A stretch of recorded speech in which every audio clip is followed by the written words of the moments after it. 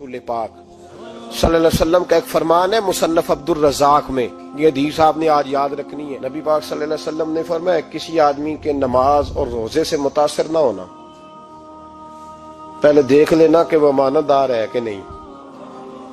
किसी के नमाज रोजे से मुतासिर नहीं होना, पहले देख लेना कि दयानतदार है कि देखना लोगों की जेबों पे कितनी नजरें डालता है। फरमाया बहुत सारे नमाज रोजे वाले धोखेबाजी करते हैं, दयानती न करें, अपने ओहदे का पास रखें, अपने मनसब का ख्याल रखें। ओहदे जिस जगह आप मौजूद हैं आपकी जिम्मेदारी है। मेरे रसूल पाक सल्लल्लाहु अलैहि वसल्लम ने फरमाया हर बंदा तुम में से निगरान है और जो उसकी रियाया है उसके बारे में उसने जवाब देना है। कभी भी बददयानती ना करें। हम लोगों का पहले एतमाद हासिल करते हैं, फिर उस एतमाद को ठेस पहुंचाते हैं। उसका नुकसान पता क्या होता है? दुनिया में सबसे कमजोर शख्स वो होता है जिस पर कोई एतबार नहीं करता। जिसका एतमाद जाया हो जाए वो आदमी बिखर जाता है।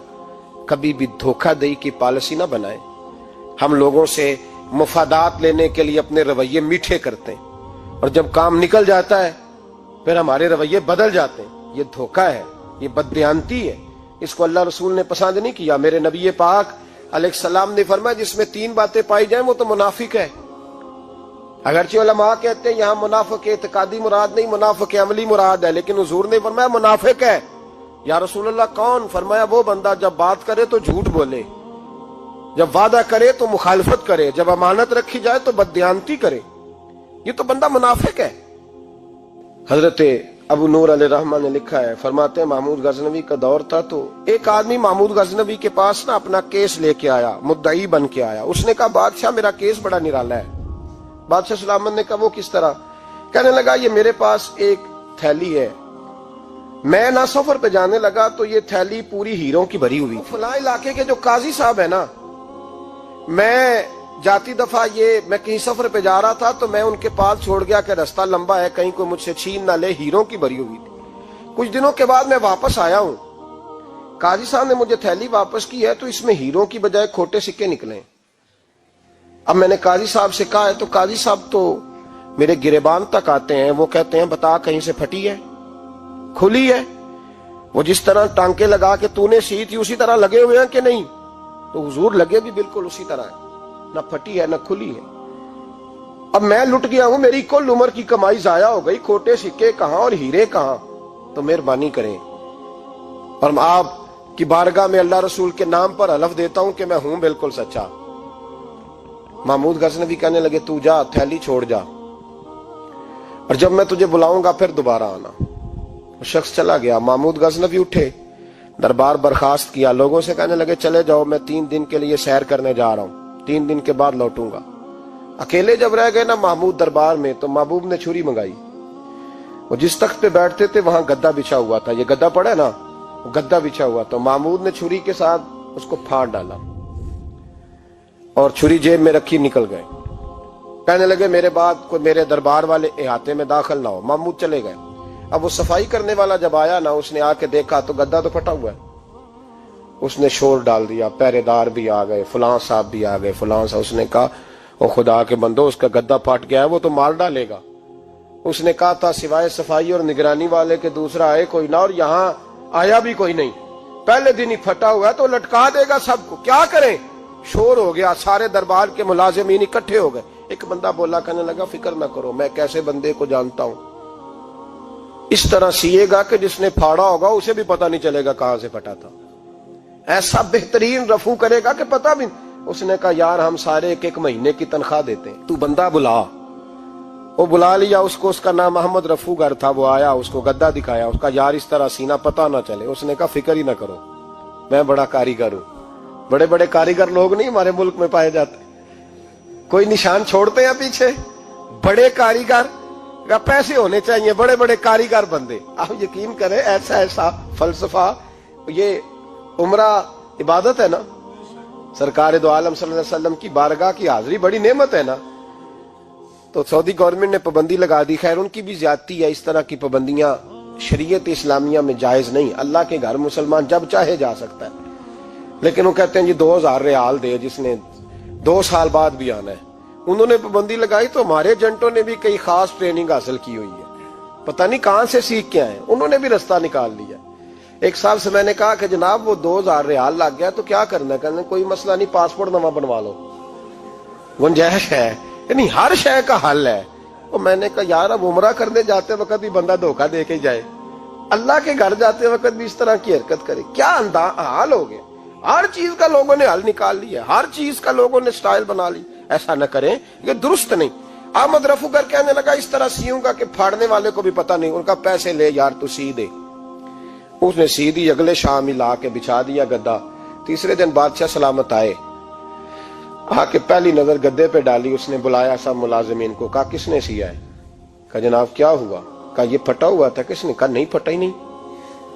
وہ کہنے لگے بنو بات، میں خود پھاڑ کے گیا تھا، تو بتاؤ صحیح سیا کس نے ہے؟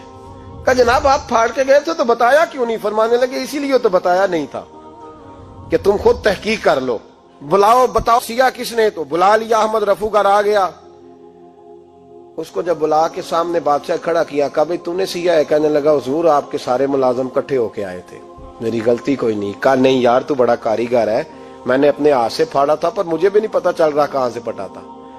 اچھا یہ بتا یہ تھیلی جو ہے یہ بھی تو نے سی تھی؟ اس نے کہا جی آپ کے خادم کا ہی کارنامہ ہے، وہ فلانے علاقے کے قاضی صاحب آئے تھے، اس میں سے ہیرے نکال کے تو کھوٹے سکے بھرے تھے، تو مجھے بھی تھوڑا سا حصہ ملا تھا۔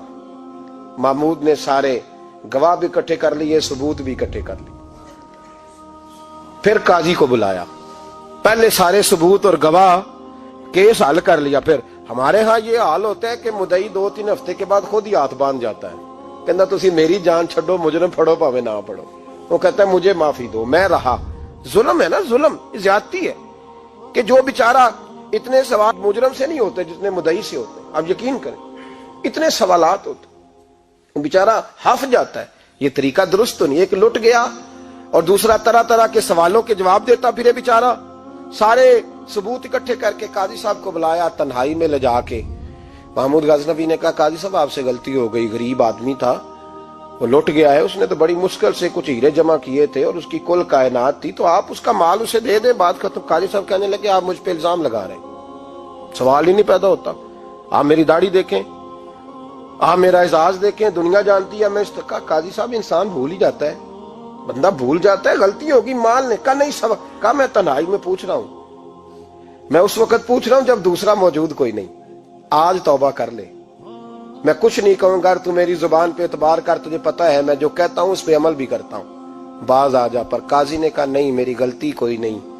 محمود نے پھر بڑے دربار میں بلا لیا، مجمع عام میں، مہلت کے دنوں میں جو توبہ کر لے وہ بچ جاتے ہیں، لیکن لوگ رسوائیوں کے دنوں میں پھر واپس لوٹتے ہیں اگلا گھر دیکھ کے، پھر حالات اور طرح کے ہو چکے ہوتے ہیں۔ جب بڑے دربار میں قاضی کو بلایا، بھائی تو مانتا ہے کہ نہیں؟ اس نے کہا نہیں، تو کہا بلاؤ احمد رفوگر کو۔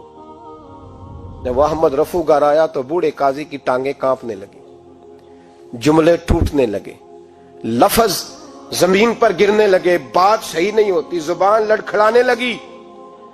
محمود کہنے لگے قاضی میں نے تجھے کہا تھا وہاں مان جا بات، اب بڑے دربار میں بول۔ تو جب قاضی صاحب کی گردن خود بخود جھک گئی تو دنیا سمجھ گئی، کہا نکل جا میرے دربار سے۔ محمود بولے نکل جا، اتنی تجھے عزت دی، اتنی بڑی تنخواہ دی، قاضی بنایا، اور یہ چھوٹی سی رقم کے لیے، تھوڑی سی رقم کے لیے تو بددیانت ہو گیا، چل چلا جا، نکل۔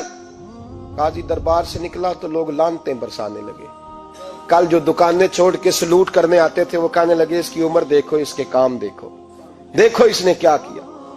گھر گیا، بچے جن کے لیے پاپ کمایا تھا، جنہاں لی تو پاپ کمائے ہن کتھے نہیں ہو تیرے کر دے، وہ بچے کہنے لگے ابا جی ہم تو سکول مدرسہ جانے کے قابل نہیں رہے، امید تھی کہ بیوی ساتھ دے گی۔ وہ کہنے لگی میں میکے کیسے جاؤں گی، گلی کی عورتیں طرح طرح کی باتیں بناتی ہیں۔ اور بھائی کامیابیوں کے بڑے سربراہ ہوتے ہیں، کوئی کامیاب ہو جائے تو سارے کہتے ہیں میری سپورٹ سے ہوا ہے، ناکامیاں ہمیشہ یتیم ہوتی ہیں، ناکامیوں کا کوئی سربراہ نہیں ہوتا۔ جب تک تو قاضی تھا تو بڑے بات تھی، ہر بندہ کہتا تھا رشتہ دار ہے، رسوائی ہو گئی تو وہ تیری آنکھ ہو یا سنگ ملامت کی چبھن، کون پہنچا ہے میرے درد کی گہرائی تک، دور شہرت میں تو یاروں نے کیا یاد بہت، ساتھ آیا نہ کوئی کوچے رسوائی تک۔ اور میاں صاحب کہنے لگے ساری عمر ہی آٹا گد ہے، میں لکھاں کیتے نہیں پیڑے، अब वक्त आया ही ते मोहम्मद बख्शा कोई नहीं हूं बैठा नेड़े, हालात ही बदल गए। काजी खामोशी से अंदर चला गया, अपनी रुसवाई समेट के बिस्तर पे लेटा। न रोटी की भूख लगी, न पानी की प्यास लगी, न नींद आई, सारी रात तड़पता रहा। सवेरे घर वालों ने दरवाजा खोला तो रूह परवास कर गई थी, दुनिया छोड़ गया। हजरत अबू नूर अलैहिर्रहमा बोले, फरमाने लगे, याद रखो कभी बददियानती ना करना, कभी।